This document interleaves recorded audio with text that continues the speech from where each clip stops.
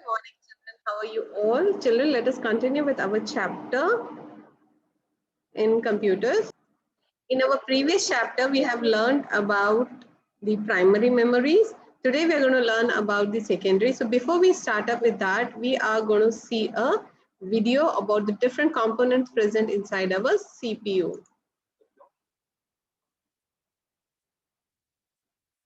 Jug. We're going to show you what the major components inside your computer are and tell you a little about what each of them do. Guiding us on this tour will be Phil Borton of Vista Technology Support in Brighton. Step 1. The major components. The major components of a computer are the motherboard, the CPU or Central Processing Unit, RAM or the Random Access Memory, the graphics card, the power supply, the hard disk or hard drive, the optical drive, also known as a CD or DVD drive. Step 2. Hardware and software. All of these components are usually found within the tower of a desktop computer. They are referred to as hardware. Hardware can be thought of as the actual physical components that go into the computer. Software refers to the programs and systems that operate within the hardware. Step 3. The motherboard. The motherboard is the heart of the computer. It is the largest and most fundamental component of a PC, and every other component is attached to it in some way. This is because all the different components use the motherboard to communicate and work with each other. The motherboard has a series of slots, sockets and connectors for attaching the components of a PC. In most cases, the memory, accessory cards and CPU are installed directly onto the motherboard. The drives and peripherals communicate with the motherboard through wired connections. There are a wide range of motherboards to choose from. They differ in features, speed, capacity and the CPU supported. They also differ in size, shape and layout. This is commonly referred to as the form factor. Step 4. The CPU. CPU stands for Central Processing Unit. This is the brain of the computer and is often referred to as the processor or the chip. It is found under a heatsink and fan and sits directly on the motherboard. The CPU directs, coordinates and communicates with the other components and performs all of the thinking. It is not really thinking. What a CPU actually does is perform mathematical calculations. It is the software that people write that translates these calculations into useful functions for us. Step 5. RAM. RAM stands for Random Access Memory and comes as modules and predefined amounts. It is also found directly on the motherboard and usually in 1, 2 or 4 slots. The memory chips store information temporarily for short-term use by the CPU. RAM is used to store information for files that are actually being used by the CPU at any given time. The computer's RAM memory is an entirely different thing from the hard disk memory. The hard disk stores information permanently for long-term use. Step 6. The graphics card. The graphics card or video card translates information into the graphics and text that appear on the monitor screen. Most motherboards now include a slot specifically designed for the graphics adapter called the AGP slot. This stands for Advanced Graphics Port. Modern graphics adapters usually incorporate some memory right on the card to improve their performance. Step 7. The power supply. This supplies power to the other components, which is why it has so many wires coming out of it. It is usually positioned at the back top corner of the computer case. The power supply has a fan built into it to keep itself and the computer cool. Step 8. The hard disk. A hard disk, which is also called a hard drive, is much like a filing cabinet. The programs and data are stored on the hard disk and the computer accesses them as they are needed. When the computer accesses the hard drive, it is reading and moving the stored information into the RAM memory. That memory is the temporary workspace. However, the original file is still on the hard disk and is left undisturbed until the file is saved. When the computer stores or saves information, it writes the data to the hard disk. That process results in the old file being replaced or modified with the new information. If you save data to a new file or install new software, the information is written to the disk in an available, unused portion of the disk. Step 9. The optical drive. The optical drive is often called a DVD drive or a CD drive. It sits at the front of the computer for ease of access and uses a laser to read and write information to CDs and DVDs. Done.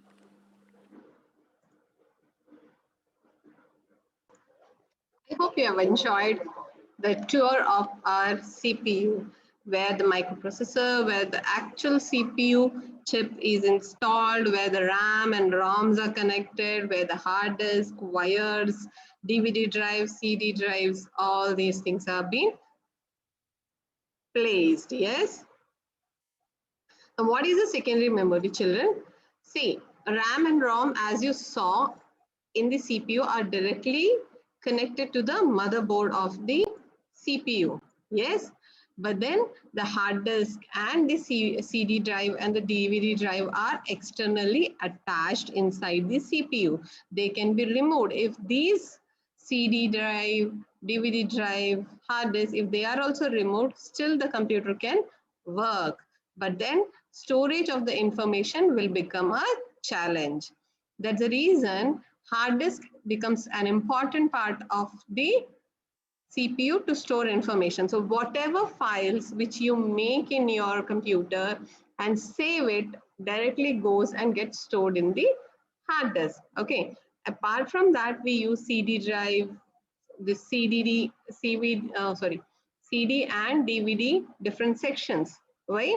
So that we can use externally. See, many of the time we get audio video files, right? Like movies and games, which we want to see, and some, especially some notes of your classes. Many of your textbooks, they have CDs behind it. Why? The chapters are converted into story videos, which you can see it.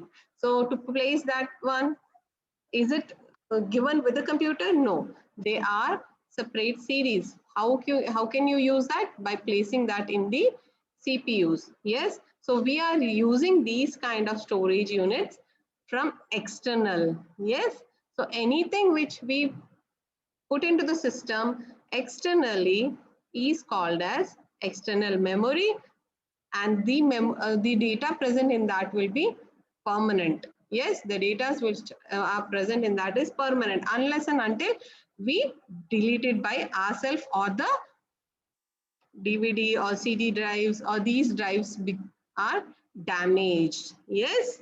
So children, see, whenever you remember, do you remember everything possible? No. Many things you note down, right? Like phone numbers, like to-do list, your homework. Yes, all these things you will note down in your diaries, yeah, right? Because you don't want to forget. So anything which is written in your diary or phone is permanent until you delete it or you rub it off, correct? But the things which you store into your brain can be forgotten. Yes, the same logic applies over in system. Anything written on RAM gets erased once the system is off or power supplies goes off. But then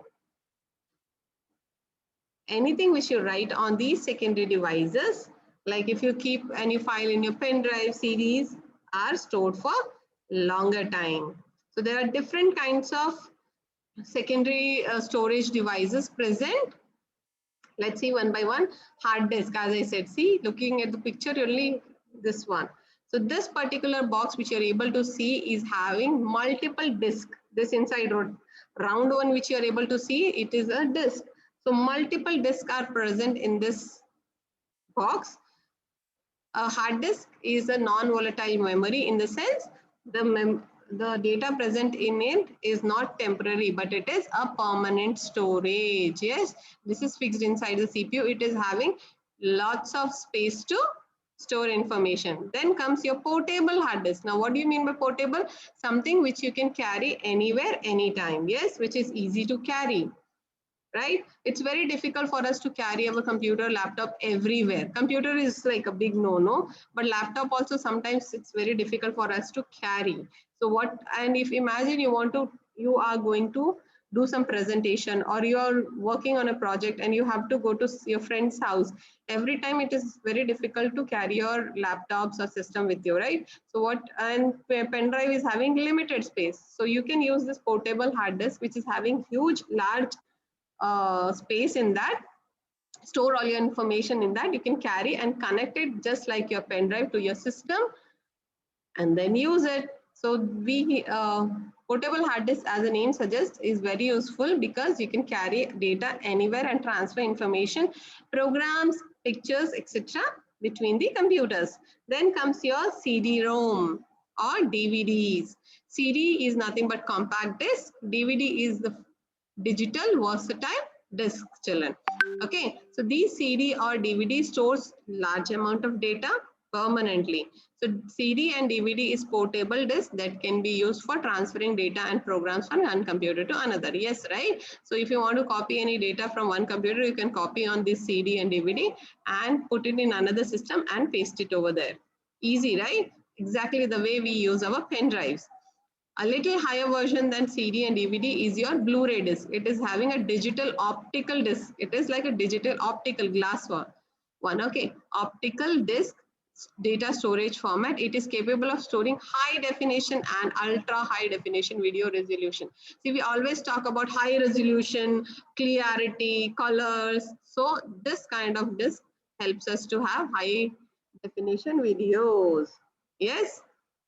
Then comes our pen drive. So pen drive is also known as flash drives. Pen drive is portable device used for transferring data from one program to another. So these all are portable only, okay, because we can carry it from one place to another easily. So you can use this pen drive to copy data, song, games, and programs from one computer to another. There comes your memory card. Yes, we all have been knowing this memory card just because we use it a lot in our mobile phones. If you have a lesser capacity of memory card, you can buy a new one and put it in your mobile phones to store more and more data in that, right? So what these cards, they are also called as flash memory card, okay? They are like a solid, yes, they are solid ones. So storage are used for digital cameras, handheld mobiles, computers, telephones. You can put this memory card even in your laptops, yes, and you can copy lots of music, gaming console, everything on that. Yes, children, one more thing. See how we measure our height in either inches or centimeters or feet, right? Then about weight, we calculate in grams, kilograms, yes. Then how do we calculate the internet or data in the computer? See children, in computer, the data are stored in bytes. What it is? B-Y-T-E, byte, 1 byte, bytes, many bytes, yes. Each byte is like how, see, how many centimeters are there in a meter? There are 100 centimeter in a meter, right? Likewise, 1 byte is equal to 8 bits. There are 8 bits in 1 byte. Yes, the smallest storage unit in the computer is 1 bit. What it is? 1 bit. Okay, for your information, children, one thing interesting. Computer does not understand your normal English language, your mathematical language. What happens is whenever we type something, each alphabet is either a 0 or a 1 or combination of zeros and ones. See, when you go and switch on the light, how many combinations are there? Either one is on, second one is off. On, off, on, off. So the light understands only two things, on and off. The same thing computer also recognizes only 2 digits, that is 0 and 1. So each alphabet is converted into 0 or 1 or combination 0, 1, 1, 0, 1, 1, 0, 0, 0, 1 like that. Okay. So each zero or each one is called as a bit, okay. So a bit and total 8 bits together becomes one byte. So let us see here what 4 bits becomes nibble, 8 bits become byte, 1 byte is equal to 8 bits, correct? 8 bits becomes a byte, or 1 byte is equal to 8 bits. Thereafter it comes as, so 1 kilobyte, okay, 1024 bytes together makes 1 kilobyte. 1024 kilobytes make 1 megabyte, and 1024 megabytes make 1 gigabyte. We all speak about 1 GB, 2 GB, 100 MB, right? So this is what it is. Yes. Organization of a CPU. Children, how does a CPU work? CPU has 3 important units. One is input unit, second is processing unit, and third is output unit.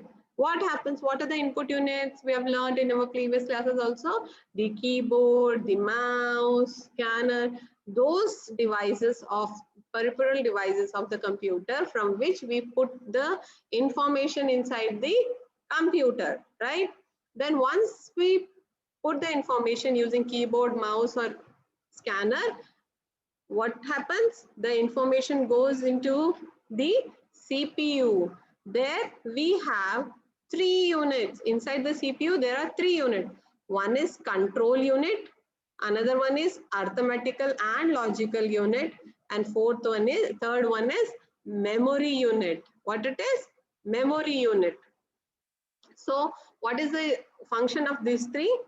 Control unit will control all the parts of the computer. It will control the CPU, it will control the monitor, it will control the keyboard, mouse, everything. And how the information is coming from one place and getting inside and where it should go. All these things are controlled by the control unit. Now, second thing, arithmetical logical unit. What is the function of this one? Whatever instructions we give to the computer to do calculation, to play music, to do drawing, or to search something, every instruction is followed by arithmetic logical unit only, not by control unit or not by memory unit. So हम whatever information, हमारा जो भी information हम सारे command computer को देते हैं, जो भी हम काम computer को करने देते हैं, वो सब कुछ हमारा ALU, that is arithmetic logic unit करता है. Yes, it performs all the calculations and carries out the instructions of the computer program. It performs arithmetical and logical operation. Arithmetic means mathematics. Logical means understanding true, false, correct, wrong, yes, no, this or that. Such kind of instructions whichever we give, everything is being done by the ALU for us. So now whatever input we have given, the control unit has told to the ALU to do it. ALU does it and it gives the information back to control unit. And now control unit will decide as per our choice where the information should go, whether to the printer or whether to the monitor or speaker. Now, whatever instructions we give or whatever calculation our computer does for us, computer remembers everything. Yes, it stores it. Where does it store? In the control unit? No, it is the unit to control the parts. In ALU? No, ALU only does the work of whatever we have said. Then yes, it goes to the memory unit. So ALU, whatever the ALU does for us, the ALU is nothing but arithmetic logical unit. So whatever work we give for this ALU, they will send it to memory unit to keep it a record. Yes, that stores the instructions, that stores the data. It also stores the result. It will store the result also and it will send it to the monitor or the printer. It is exactly like whatever your results are being calculated in our school, we keep a record of it also and we show it to your parents also. Yes, see, we show to your parents also, right? They also see it. So that is the output. We keep a record with our school also, how much scores you have. So we have stored the data. And finally, wherever you want to see your output, the particular peripheral device displays the result after processing the data. This is called as output device. So what are the different types of output devices? Monitor, printer, speaker, plotter, etc. Yes. So if you ask a computer to play a song, so where will it play a song? It has to have a speaker on that only, right? Can we hear it from monitor? No, only monitor will just display the information. But if you want to hear to some audio, you have to be on your speaker, right? And children, input and output devices are also called as peripheral devices. Yes. And on the screen, I'm just showing you here this particular game. Please log into this website and play this wonderful game of computer. Okay, one example we have of IPO. This particular process of input, processing and output is called as IPO cycle. The other day I had sent a video, and then what it is exactly like how your mother will prepare, for example, a pizza or cake or anything. The preparation and the ingredients is called input. They prepare and they put it inside the oven, right, in the microwave oven, and all the cooking happens there, and then it gives out the output. Yes, this is how your computer system also works. With this, we finish our chapter. Bye bye.